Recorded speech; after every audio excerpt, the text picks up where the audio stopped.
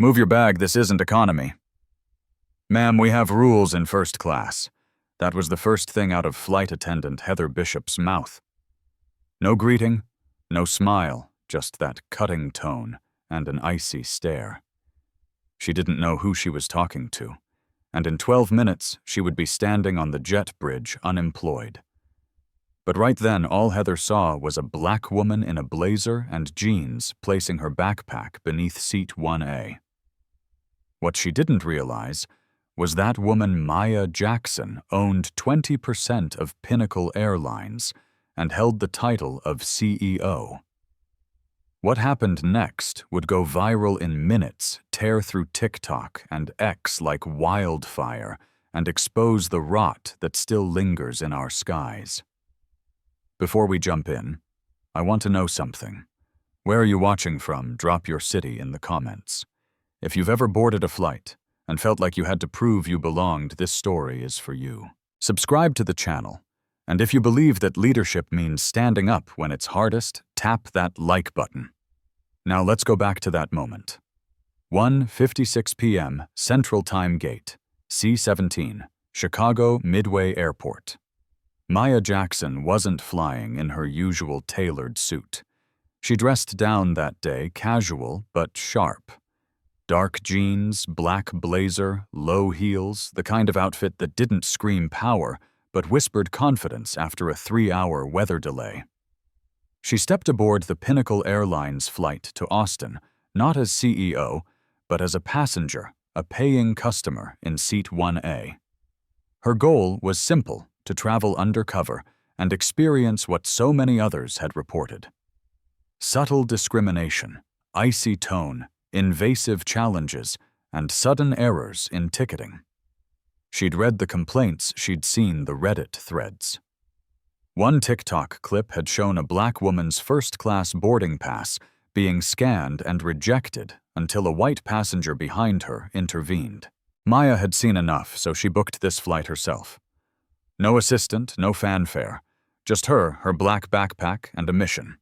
But before she could even sit down, Heather Bishop appeared, white mid-30s sharp ponytail, that artificial hospitality tone already wearing thin. "You'll need to put that bag up top," she said. Eyes narrowed. Maya responded calmly. "If there's space, I will. Otherwise, I need access to it for my laptop and iPad." The backpack wasn't oversized. It was neatly tucked under 1A, as any frequent flyer would do. But Heather didn't budge. Just then, a voice behind Maya chimed in. "Don't touch my bag," barked Richard Sterling, 62, white-gray hair, gold cufflinks. His roller bag was in the overhead bin near 1A. His wife Carol chimed in too. "She's making a scene." Maya hadn't moved, hadn't raised her voice, hadn't even made eye contact with them. But the Sterlings' longtime VIPs on the airline weren't used to sharing space, especially not with someone like her. Another flight attendant, Jessica Dunn, arrived slightly younger than Heather, same energy. "Ma'am," Jessica said curtly, "you don't belong in this seat. Are you sure you're in the right cabin?" Maya handed her boarding pass, seat 1A, printed clearly. Jessica frowned. "Must be a glitch. Let me double-check." Within seconds, the crew started murmuring. Heather looked at the ticket, then at Maya. "Where did you purchase this?" she asked, like Maya had faked it. "Online like everyone else," Maya answered. "Please let me sit down." That's when it started to get loud. Heather turned to the front of the plane and signaled the captain. A voice came over the intercom. "Captain Robert Evans, 52 Texas drawl, barely masked. Crew enforce standard protocol, no disruptions in boarding." That disruption was Maya placing a backpack under her seat. That's all it took. Across the aisle in 1B sat Daniel Carter, a black software engineer from Wisconsin who had just started recording. Phone held low, camera pointed steadily. He whispered into the mic, "She's literally just sitting in first class. This is wild." He posted the clip to TikTok and X with the caption, "Black CEO kicked out for being black." It had 10,000 views before the doors even closed. Back at row 1, Heather crossed her arms. "You can either check the bag or move to economy," Jessica added. "We have high-value clients in this cabin." Maya paused, her voice calm, steady. "I am a high-value client." Richard, overhearing, scoffed. "She's threatening us," Carol added. "I feel unsafe." Heather looked at Maya with finality. "Ma'am, move your bag or move your seat." Maya refused. "I have expensive equipment in that bag. I'm keeping it close." Heather leaned in. "Then you're non-compliant. We may have to remove you." Daniel's phone captured it all. He whispered again. "She's calm. They're losing it." Chloe Ross, Maya's assistant, was already on the phone, still back in the terminal. "I'm getting the board on the line," she said. "Stay put." Around them, a few passengers started to murmur. A man in 2C leaned forward. "What's going on?" a woman in 3A muttered. "This isn't the first time I've seen this." Then came the insult that triggered a shift, Jessica said under her breath, barely audible but caught on Daniel's recording. "She's not our type." Maya heard it. So did Daniel. He repeated it into the mic. "You heard that right?" she said. "Not our type." Maya turned toward Heather. "You just crossed a line." Heather stiffened, then looked down at the boarding pass. "Actually, this may be invalid. It's not showing up in the system." Maya raised an eyebrow. "It was confirmed an hour ago." "Try again." Heather didn't. She just handed it back, then motioned toward the rear of the plane. "Let's not make this harder than it needs to be." Behind them, Richard crossed his arms. "I won't fly with her on board." Carol nodded. "Neither will I." Daniel's caption changed. "Passengers threaten to deboard if black woman isn't removed. Still calm, still seated." Chloe's voice came through Maya's earpiece. "Board members are online, confirmed you're not moving." Maya looked up at Heather, then down at her bag. She didn't yell, she didn't plead. She simply said, "Heather, I suggest you rethink this." Heather leaned closer, "And I suggest you get out of this seat." That's when Daniel turned the phone toward himself. "This isn't customer service, this is racism, and it's about to blow up." The video hit 5,000 views before takeoff, and before the seatbelt sign ever turned on, everything changed. Heather's voice sharpened like the edge of a knife. "This isn't your place. Ma'am, this cabin is for first-class passengers." Maya Jackson blinked calmly. "And I am one," she replied, still seated in 1A, still composed, though the tension around her was thick enough to choke on. Heather crossed her arms. "You're causing a disturbance." Across the aisle, Jessica Dunn, equally firm, added, "You need to go back to economy. This is escalating." Escalating Maya had yet to raise her voice, yet somehow the mere fact that she refused to move was deemed a threat. Richard Sterling leaned in again. "She's racist," he barked, with the self-righteous confidence of someone who'd never been challenged.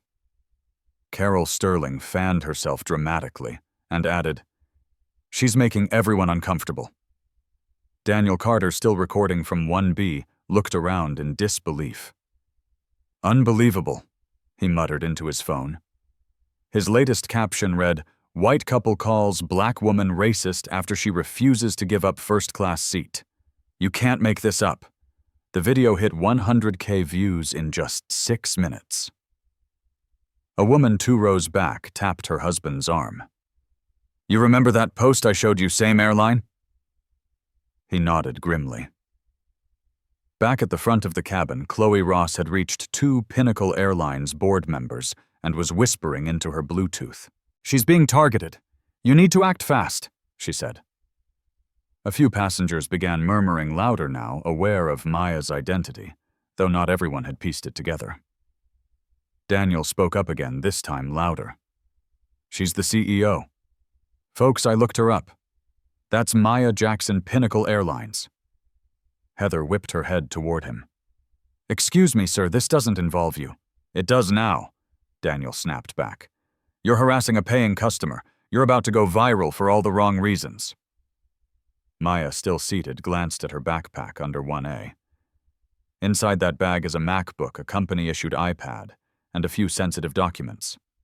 If you think I'm leaving it unattended, think again. Heather narrowed her eyes. Protocol is protocol. Maya didn't flinch. And discrimination is discrimination. I'm not moving by now. The video was spreading beyond TikTok. A screenshot had made it to X, formerly Twitter, and comments were pouring in. How many times do we have to go through this? You'd think a CEO would be treated better. But no, she's black. That airline's got a real problem. Then came the memory, the sting from 14 years earlier, when Maya, just 28, stood in front of an investor panel and was told she wasn't the right face for a tech startup. It was the first time she'd heard the phrase optics used as a weapon. That humiliation, that exclusion was part of what had driven her to build her career from the ground up, eventually becoming Pinnacle Airlines' second largest shareholder, and now, here she was being told again that she didn't belong a different setting, the same shadow. Daniel was now live streaming. I don't care if I miss my connection. People need to see this. She's done nothing wrong. Heather, visibly flustered, said this isn't about race. Jessica cut in louder. You people always play the race card. The cabin went silent. That was the moment. Even some of the passengers who had stayed quiet began to shift in their seats. One woman pulled out her phone. Another man started recording. Maya took a breath. Heather, verify my ticket again. Heather huffed. I told you it's not in the system. Then call your supervisor. Maya replied. Because I have confirmation on my phone and so does my assistant. Chloe, still outside the cabin, said over the line. They're stalling. The board is furious. Keep recording. Jessica tried to block Daniel's camera with her hand. Sir, filming isn't allowed. It's allowed when someone's being discriminated against, he replied. And this isn't your airline, it's hers. Heather turned red. You're delaying this flight, Maya replied. No, you are from the intercom. Captain Robert Evans chimed in again. Cabin crew resolve the issue or begin offboarding. Daniel laughed dryly. You mean kick the black woman off the plane so we can take off on time? That's what this is, right? A woman behind him said, She's not the problem. Another voice chimed in. This whole thing feels wrong. Then Chloe overheard something through the open cabin door. Jessica muttering to Heather, the board's not going to like this. We should have prioritized someone less controversial. Chloe's eyes widened. Got it, she said, recording it on her end. That's the lawsuit quote. She texted the recording to a Pinnacle board member along with a single line. They're admitting bias out loud. Maya stood up not to leave, but to make her point clear. Let me say this plainly. You're targeting me not because of protocol, but because of who I am and how I look. You're assuming I don't belong here. Despite clear documentation, that's discrimination. Daniel raised his voice, and they just admitted it. I heard it, we all did. Jessica glared at him. You don't understand how this works. I understand enough, he said, flipping his screen toward her. Say hi to the internet. The video crossed 250K views by that point. The comments were pouring in, furious, relentless. Fire them, sue the airline. She's the CEO. This is insane, Heather stammered, trying to keep control. We're following procedure, but the narrative had already shifted. The passengers knew, the viewers knew, and the truth was out. Chloe, now boarding the plane herself, stepped into the first-class cabin flanked by a gate agent. That woman, she said, pointing at Maya, is Maya Jackson, our CEO, and this footage, she added, holding up her phone, is now in the hands of the board, and legal. A hush fell over the row. Jessica backed away. Heather looked stunned. Captain Evans's voice came again. "Miss Ross, please step out of the cockpit." "No," Chloe replied. "I'm here under board orders and we have a problem." Maya looked around at the passengers. Her voice didn't waver. "Now everyone here knows exactly what kind of airline this is, at least under your watch," Jessica said quietly. "You're twisting this," Daniel cut in. "No, you twisted it. You flagged her ticket. You called her a threat, and now you're caught." At that exact moment, his phone vibrated. He looked down 500,000 views, and it's only been 10 minutes. Maya sat back down in 1A, calm, grounded. Chloe stood beside her. "Board is watching," she said. "They're on a call right now. Get ready." Heather, visibly shaken, whispered something to Jessica, who then walked to the back of the cabin. A ripple of tension moved through the plane, but no one moved to deboard. Not now, not after what they'd seen. Maya closed her eyes for a second, letting the noise settle. Then she opened them. 12 minutes, she whispered to herself. That's all it took by minute 12. Everything was unraveling. Daniel Carter lowered his phone for a moment and turned toward Maya. "They're editing your reservation now." "I just saw it." Maya's brows narrowed slightly. "What do you mean?" "They just reassigned your seat to someone else in the system," he said, holding up the airline's passenger app on his phone. "It shows 1A is vacant now. You've been moved to 22C, middle seat back of the plane." Maya stared at the screen. "That's deliberate tampering." Daniel nodded. "And I've got a screen recording of the update before she could respond."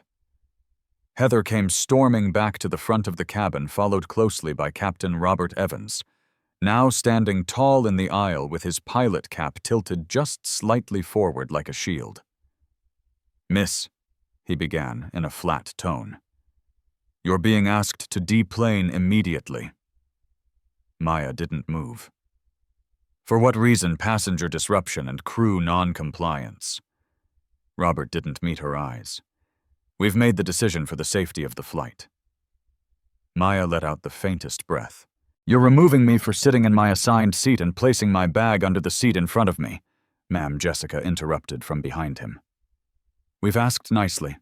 We're following protocol."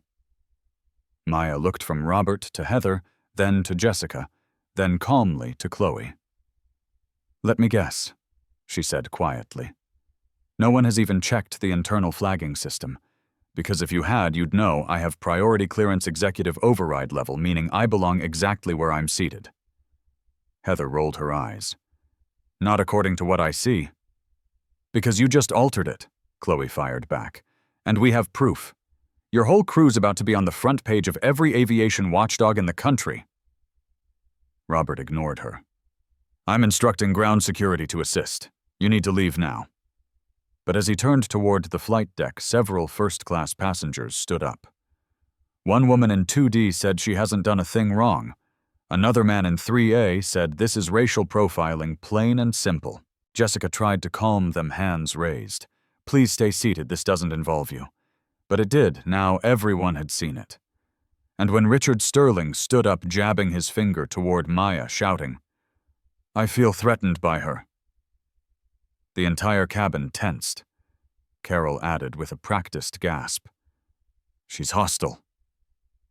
Daniel couldn't take it anymore. "This is what they do, twist it, make us look dangerous while we're quiet." She hasn't raised her voice once. Maya stayed seated back, straight hands in her lap. "Robert," she said calmly, "if you remove me, you're not just removing a passenger. You're removing your boss." He hesitated. "What's that supposed to mean?" Chloe stepped forward. "You're talking to Maya Jackson, CEO of Pinnacle Airlines and the second largest shareholder in the company. She has full authority over in-flight policy security decisions and disciplinary protocol silence." Heather blinked. "Wait, what?" "You heard me," Chloe said. "She's your boss. And now you've tried to delete her from the system and physically remove her without cause. Robert tried to recover. This is a misunderstanding. We were following procedure. Your procedure, Daniel said, raising his phone again, is being broadcast live to 300,000 people. He turned his screen around. The count ticked up 301K, 305K, 312K. Every second you double down makes it worse. Jessica stepped forward, red-faced. This is out of control. No, Maya said, standing now. It's finally under control because now it's out in the open. Robert's earpiece crackled. A voice from the tower cut in. Captain Evans' delay authorization is now on hold pending corporate communication. Do not proceed with removal. Chloe smiled faintly. That would be the board calling. A few passengers clapped, hesitant but real. The man in 3A raised his voice. Leave her alone. She paid for her seat. She deserves respect. Heather suddenly looked small. Jessica avoided eye contact altogether. Daniel turned to the aisle. And guess what? Her boarding pass wasn't invalid. You flagged it manually. I watched you. You can't prove that, Heather muttered. We can, Chloe said, holding up her phone. Your own voice. We recorded you discussing it with Jessica, saying she wasn't your type. You also admitted the Sterling's complaint played a role in how you responded. Heather's mouth opened slightly, but nothing came out, Jessica whispered. You can't use that against us. Too late, Maya said. It's already been submitted to the board, along with the footage including when Jessica shoved me in the aisle earlier. Daniel nodded. I've got that too, time-stamped and geotagged. Robert, finally realizing the depth of the situation, took off his cap. Look, maybe we can de-escalate. No, Maya said firmly. You escalated this. You backed it. You let them harass me. And when you had a chance to step up, you chose silence. That ends now. She turned toward Chloe. Contact legal. I want the crew names logged, every one of them. Already done, Chloe replied. Richard and Susan are on standby for a call. Robert looked toward the exit door, almost as if calculating how fast he could leave. Heather took a step back. Jessica muttered something under her breath and moved toward the galley. The passengers didn't cheer, but their relief was palpable. It was over, at least this part. Maya turned slowly and sat back in 1A. She looked down at her backpack, untouched. This, she said quietly to no one in particular, was never about the bag. Chloe sat beside her in 1B, where Daniel had now swapped seats with a passenger from the back. We've got the crew's names, and the footage is climbing fast. 1 million in 20 minutes, Daniel said. Titles trending now. Black CEO kicked out for being black. Maya nodded, calm as ever. Let them see. Let everyone see. And in that moment, sitting upright in the very seat, someone tried to erase her from Maya Jackson, reclaimed not just her place on the flight, but her power. Fully, unapologetically, and on her own terms. The air in the cabin had shifted. What started as a quiet humiliation had turned into a full-blown crisis. And not just for the flight, but for the entire airline. Heather Bishop was now pacing near the front galley, her eyes darting between the cabin door and the flight deck. As if trying to find an escape route that didn't exist, Jessica Dunn, equally rattled, whispered into her radio headset, trying to find someone, anyone, who could clean up the mess they'd helped create. But it was already far too late.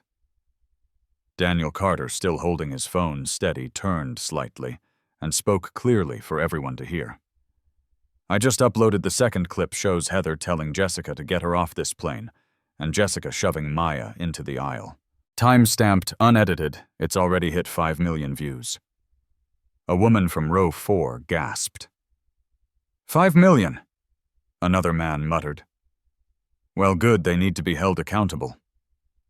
Maya didn't say much. She sat still in seat 1A, hands folded over her knees, eyes fixed forward. Not angry, not scared, just resolute every so often.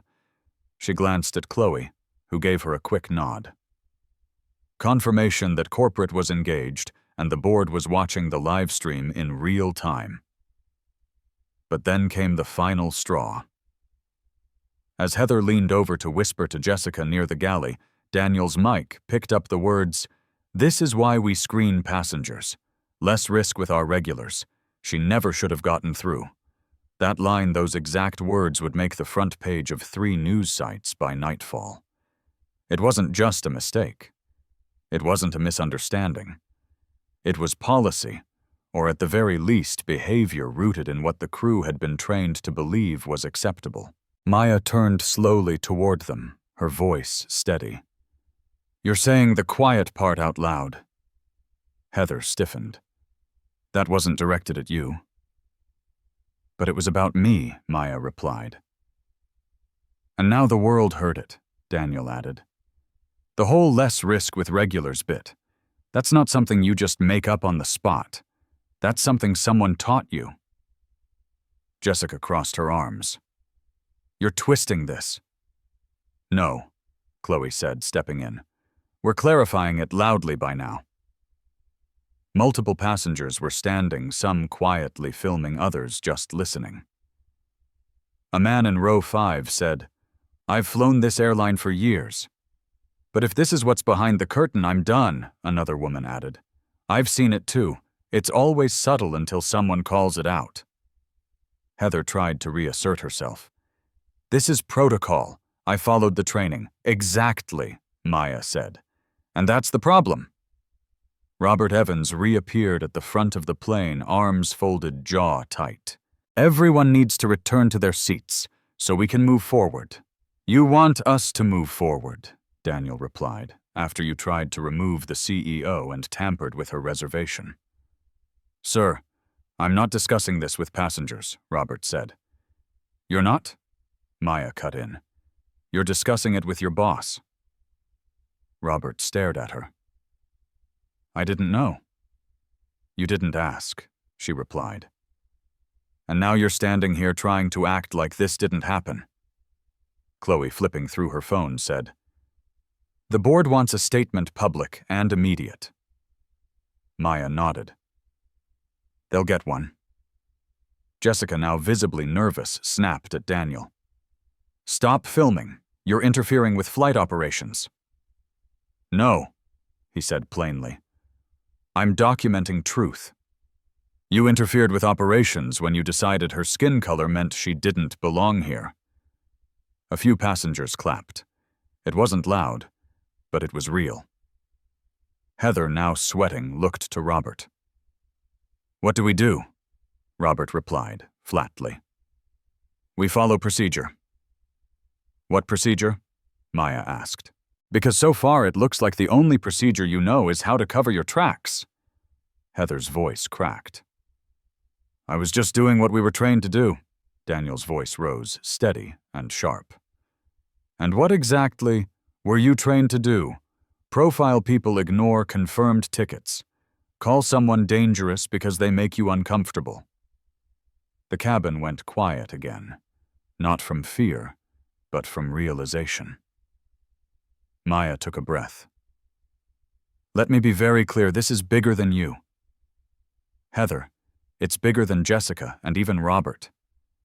This is about a pattern, one that's gone unchecked for too long," Daniel added. "That's what people have been saying online for years. And now we have faces. We have voices. We have proof." Chloe stepped forward. "The board has asked for full names of every crew member involved. The audit begins today." Jessica turned pale. "Audit," Heather whispered. "You're serious?" "Dead serious," Maya replied. "And while we're at it, we'll be reviewing the training modules that told you people like me don't belong in first class." Daniel looked toward the back. "I think the whole plane would support that." A chorus of agreement rippled through the cabin. Robert finally spoke. "This is becoming unmanageable. We need to deplane and reset." "No," Maya said. "We fly with a new crew, or this flight doesn't move." Chloe echoed her. You've lost the confidence of the passengers and of leadership. Step aside. Robert's earpiece crackled again. This time the voice from the tower was direct. Captain Evans, be advised. Your authority is temporarily suspended pending internal review. A supervisory team is en route. Heather sank into a jump seat, stunned. Jessica backed toward the galley. Daniel stood now facing the row of cameras and passengers. Let the record show. This is how we change things. Not by yelling, not by threats, but by standing up calmly, clearly, and with the truth. Chloe looked to Maya. It's yours now. Maya stood strong, composed. Heather Bishop, Jessica Dunn. Captain Evans. You are hereby relieved of your duties, effective immediately pending formal review and permanent termination. Your conduct violated not only company policy, but basic decency. You will exit this aircraft before we take off. Gasps rang out from every row. Heather began to protest. This isn't fair. Fair, Maya said, stepping forward, is when every passenger is treated with respect. You made your choice. Now live with it, Jessica whispered. You're destroying our careers. No, Maya said. You destroyed them the moment you decided I didn't belong here. Daniel from behind her added softly. And now millions of people agree. The mood shifted again, this time from tension to resolution. A calm spread across the cabin, the passengers, the crew, the viewers online. Everyone had seen enough. And the woman they tried to dismiss had just turned 12 minutes of humiliation into the beginning of a reckoning. Maya didn't rush her words. She didn't need to. The power in her voice came not from volume, but from certainty. Heather Bishop, Jessica Dunn, Captain Robert Evans. As of this moment, your employment with Pinnacle Airlines is terminated. The silence in the cabin was immediate and total. You could hear the whir of the ventilation, the soft buzz of overhead lights, and the stunned breath that Jessica took as if she didn't quite believe what she'd just heard. Terminated, Jessica said, almost in a whisper. You can't do that. I just did, Maya replied, still calm, still composed. You not only violated protocol, you violated every principle this company claims to stand for. You acted with bias, you manipulated systems, and you put our reputation and our passengers at risk. Heather's jaw clenched as her face turned a deep red. We were just trying to follow procedure, Richard said. I don't work for Richard Sterling. Maya cut in.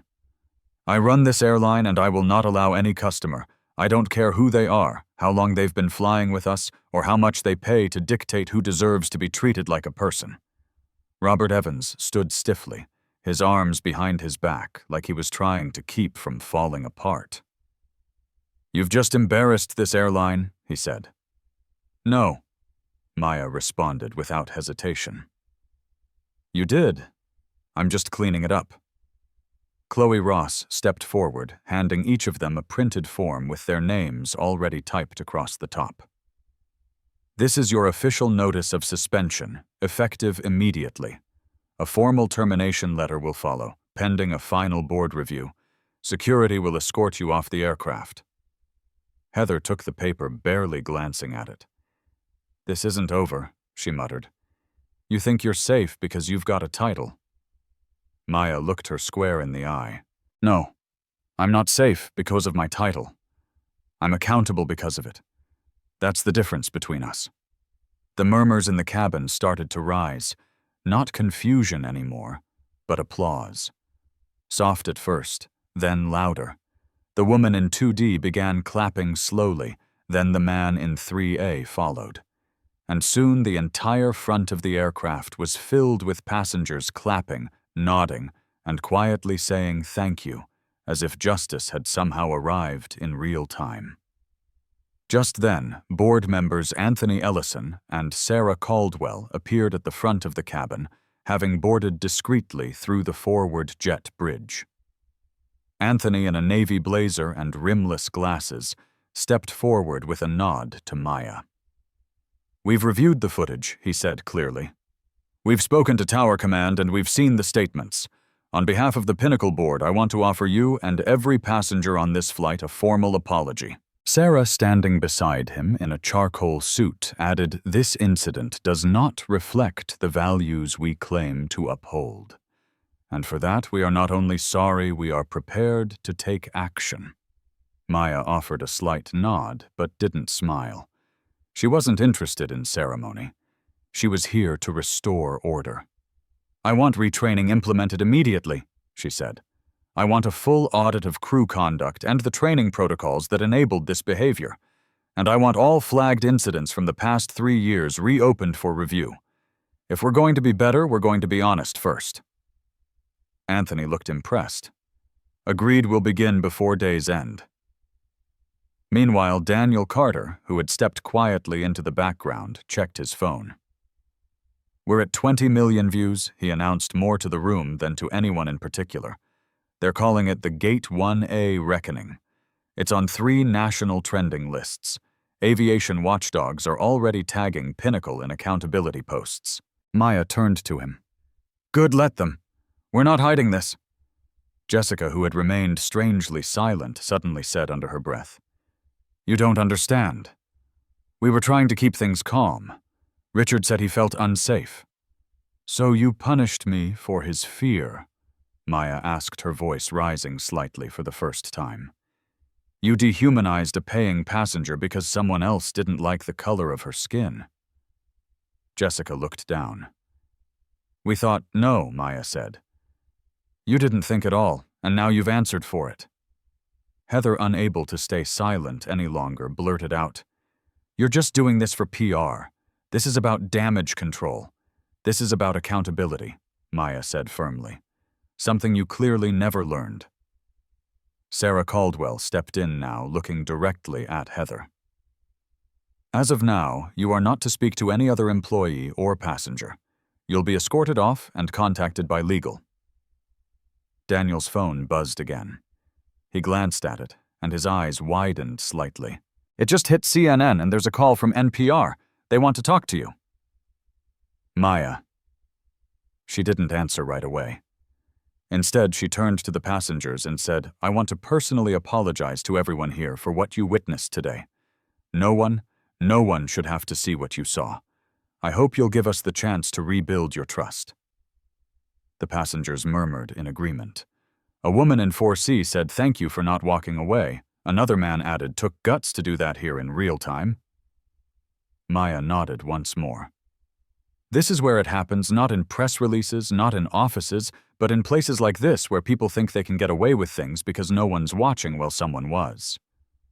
Chloe approached again. Richard Sterling made another statement to the gate agent.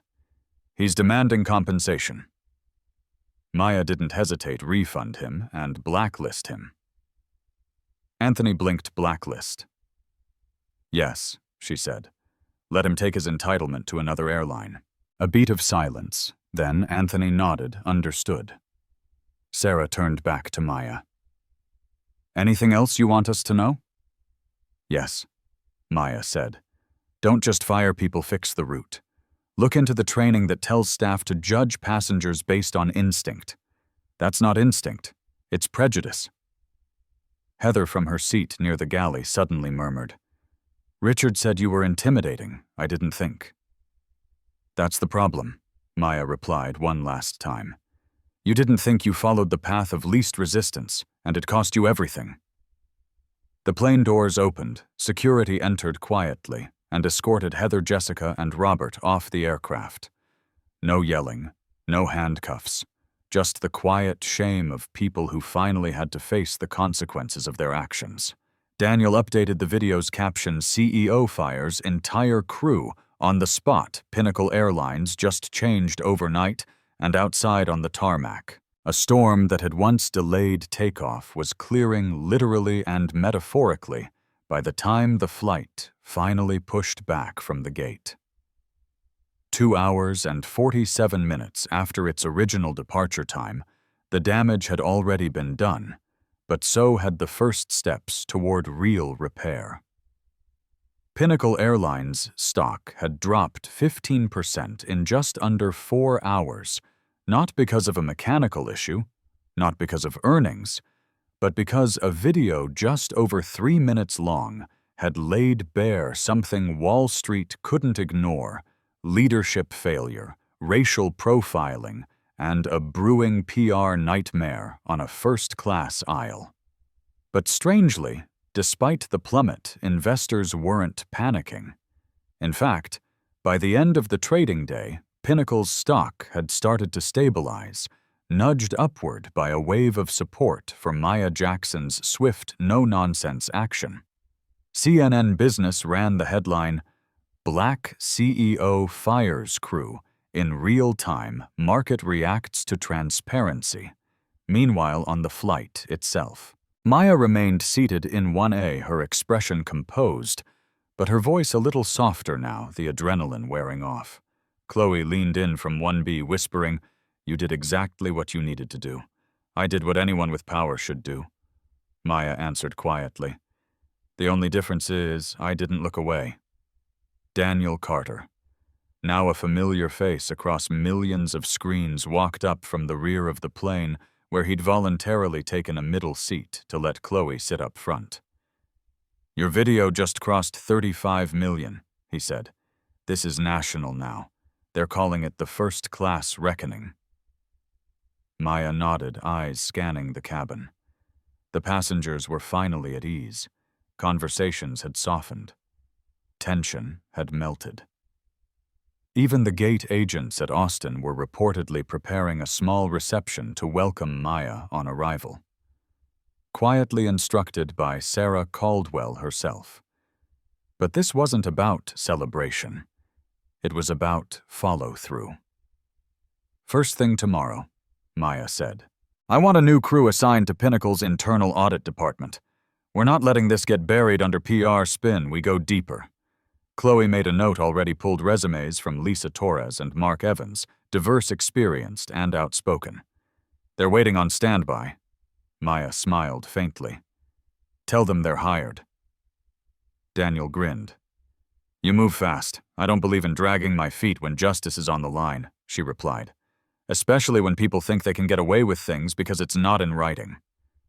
Just then, a message came through to Chloe's phone. Anthony just found something. She handed Maya the screen. It was a forwarded internal memo dated 3 months earlier. From a mid-level training manager, it outlined passenger profiling heuristics, encouraging staff to note behaviors and appearance that may not align with typical first-class standards. Maya blinked, reading that phrase again. Not align with typical first-class standards. "They printed this?" she asked, her voice low but sharp. "It was used in 2 new hire briefings," Chloe said. "We have it on record a whistleblower just sent a photo." Maya passed the phone back. "Then we shut that entire training protocol down immediately. Every airport, every crew base, start with Chicago." Daniel, overhearing, nodded. "You don't just fix a broken wheel, you replace the axle." Maya looked at him, appreciating the metaphor exactly in the cabin. A few passengers clapped quietly again, this time, less for the drama and more for the calm that had finally settled.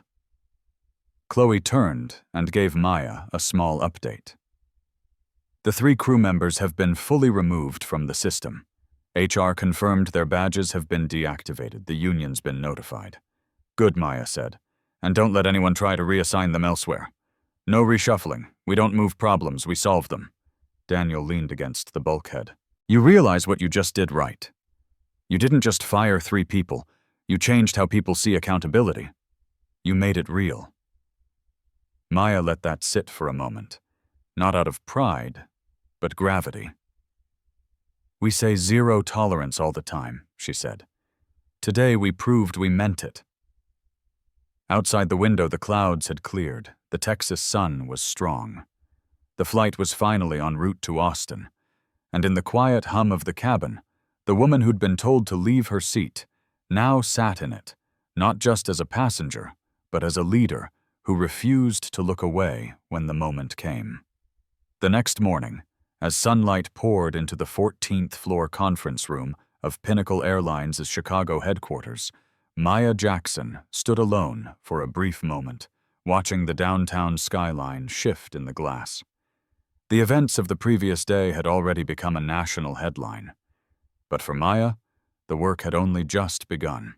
At exactly 9 a.m., she opened the emergency leadership meeting surrounded by board members, legal advisors, and the newly appointed audit team, Lisa Torres and Mark Evans, both of whom had already flown in from New York and San Diego overnight. "This isn't about saving face," Maya said firmly as she addressed the room. "This is about facing the truth." Around her, the tone was sober but ready. She laid out a sweeping reform package, mandatory anti-bias retraining for every flight crew gate agent and customer service rep across all hubs, a full audit of passenger complaint records from the past 5 years, and a permanent independent review board staffed with professionals outside the company to monitor employee conduct policy changes and real-time complaints. "We can't rely on internal promises anymore," she said. "The trust of the public won't be won back by statements. It'll be won by change they can see and feel, and the public was watching closely."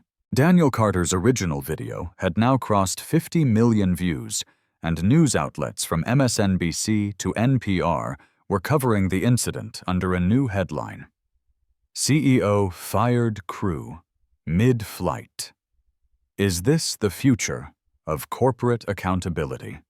Maya, now back in her familiar suit, charcoal gray with a burgundy blouse, took no victory laps. There were no celebratory handshakes, no interviews. "We don't pat ourselves on the back for doing what's right," she told a staffer when asked if she'd speak at a press conference. "We just do it, and then we keep doing it." That same morning at O'Hare and LAX, crew members arrived to see new signage posted in every break room. "Respect is not optional. Every passenger deserves dignity." The message was clear, and it had her signature printed at the bottom. Meanwhile, back in Austin, Sarah Caldwell oversaw the security footage review and confirmed what Daniel had reported earlier. The internal seating system had indeed been tampered with mid-boarding, and the crew had flagged Maya's name manually. They tried to erase her. Sarah told the board quietly, without knowing she was the one who signs their paychecks. But Maya didn't want revenge. She wanted structure, clarity, accountability. "Let this be the line," she said in the boardroom. "Not the beginning of outrage, the beginning of responsibility." By midweek, the airline's social media channels had shifted tone instead of spin. They posted a message in plain text. "We failed, we listened, we're acting. Thank you, Ms. Jackson. Thank you, passengers. We'll do better." It was shared 1.6 million times. More than a dozen companies. Some competitors followed suit, posting their own versions of apology and reflection.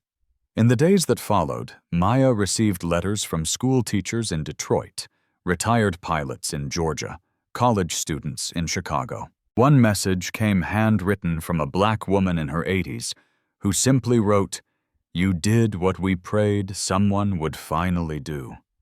Thank you for standing in that aisle." But perhaps the most powerful moment came not from the public or press, but inside the company itself.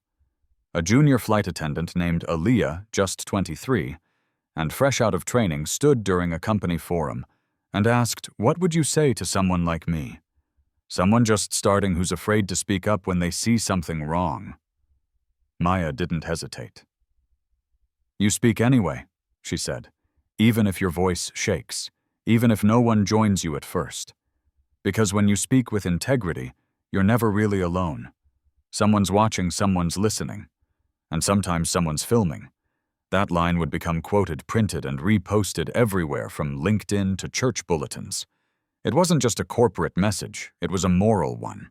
In the weeks that followed, Pinnacle's internal policies were rewritten from the ground up. Anonymous reporting channels were expanded. Bonus structures were restructured to include diversity metrics and customer satisfaction scores. And all new hires, regardless of position, would be required to watch a training module titled Seat 1A, The Power of Presence, based on the incident that had reshaped the airline overnight. Maya refused all offers for interviews even after Forbes named her one of the most influential CEOs of the year. "Let the work speak," she told her assistant, and it did loudly. 6 months later, as she boarded another Pinnacle flight, this time in silence, no cameras, no fanfare, Maya placed her bag beneath Seat 1A. The flight attendant approached with a smile and simply said, "Welcome aboard, Ms. Jackson." And for the first time in a long time, that felt exactly right.